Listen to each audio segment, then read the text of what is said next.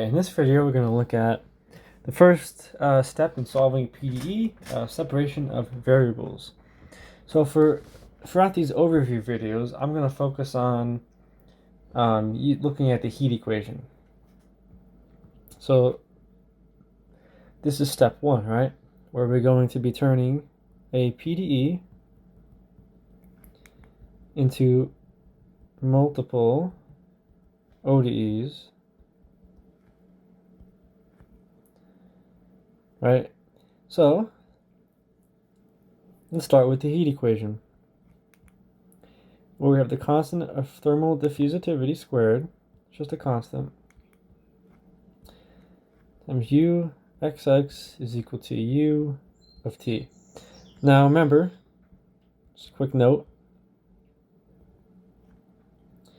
U of X is equal to du dx, U of T is equal to du dt, U of XX is equal to d squared U dx, and so forth, so on.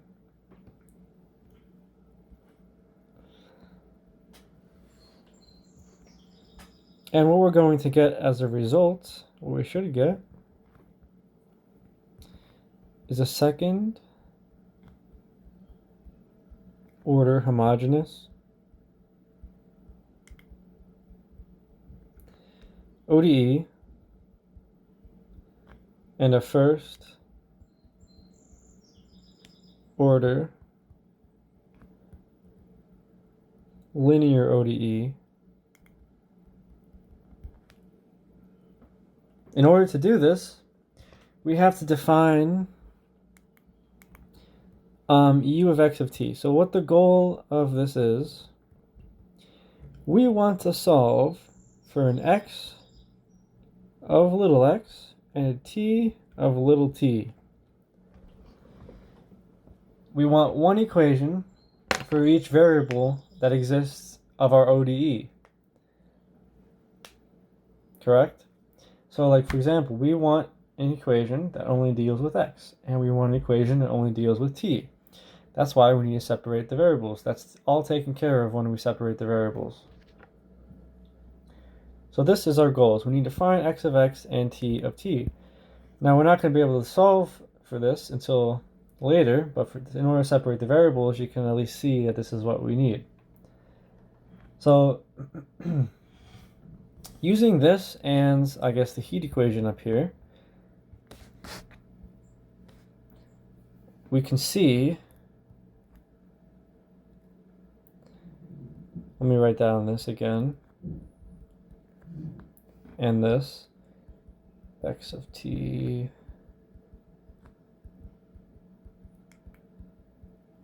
we, from this here, this is our u, we need uxx and u of t from the heat equation to plug into here, right? So let's go ahead and find those. So from this, our u of t would be x of x, right? And big T prime t, right? First derivative of t. Now we also need uxx. That would be, we have x double prime of x, t of t, right? So now we go ahead and we plug that into our heat equation.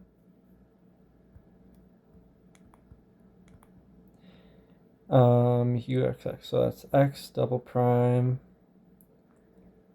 of x, t of t is equal to x of x, t prime of t.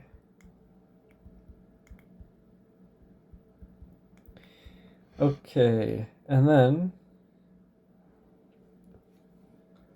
so now what we want to do is we want to separate the x's and the t's from each other on both sides of the equation. So what can we divide by to do that? So if we take a look at this, we can divide by x of x, t of t, that's a t, and that would give us alpha squared x double prime of x over x of x is equal to t prime of t over t of t.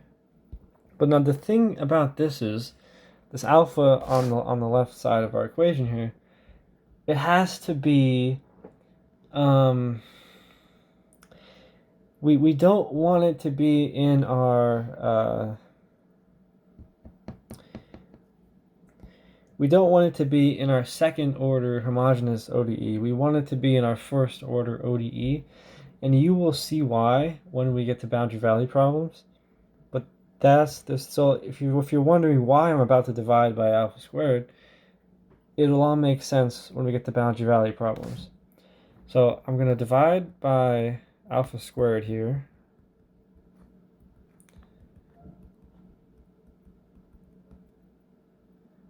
Alpha squared t of t. Okay. Now I'm going to move this over because we are now going to do the most important step in separation of variables, is defining a separation constant where we set both of them equal to a separation constant. Now, if you look at your textbook, they may use negative lambda. They might use lambda squared. They might use negative lambda squared. They might use k instead of lambda. It doesn't matter. The reason I say this is because sometimes you might be given a table of already given solutions for the separation of variables or the boundary value problems. Like they might already give you the solution to x of x and t of t. And it'll be based off of a separation constant. And that matters because the textbook might use negative lambda squared or something. And that's what they just use to define it. And in the end, you will end up with the same answer, but getting to that answer will be a little bit different. So for sake of consistency, I'm going to use positive lambda for everything that I do going forward. Because I'm going to do everything by hand, using no tables, just so I can teach it, in case you ever want to go back and do it yourself. But the reason why they use different ones sometimes is sometimes it can lead to an easier solution, I suppose. I think for the wave equation, it's beneficial to use negative lambda, but I still continue to use positive lambda. Because I believe it can lead to a slightly simpler solution. I'm not sure how much easier it is, but I'm not really too sure what it changes, to be honest. I've always just used positive lambda because that's what my professor used. But just so you're aware that there is other ways of defining the separation constant.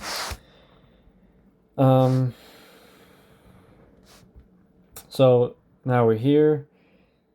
Now we can basically write out our two different ODEs. So what we're left with here, if you look at this, x double prime of x is equal to lambda times x of x, right? That, let me remove this down. That is our second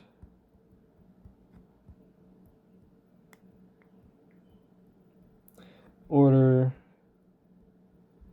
linear homogeneous ODE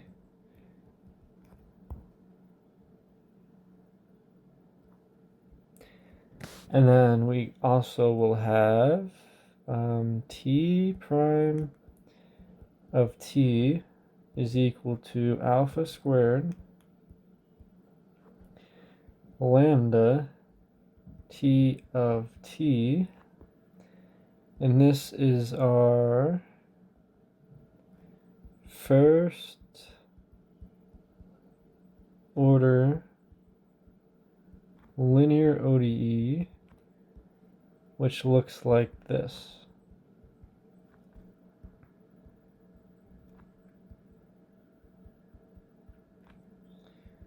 Now the next step in this process would be to solve the boundary value problem with given boundary conditions for our heat equation, which I didn't look at in this video, but that would be the next step, which would use the second order linear homogeneous ODE to solve for.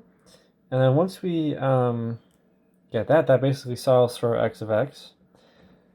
And then basically we then can find the t of t, which will be the video even after that. But until then, before we get to there, I'm going to do a bunch of example videos on, which I actually have a bunch uploaded already. I wanted to redo this video, but I already have a bunch of them uploaded already on examples of separating the variables. And then I'm probably going to redo my boundary value problem video as well. And do it. I believe I still have to upload examples on those, so I'll do that. So I will see you in the next video.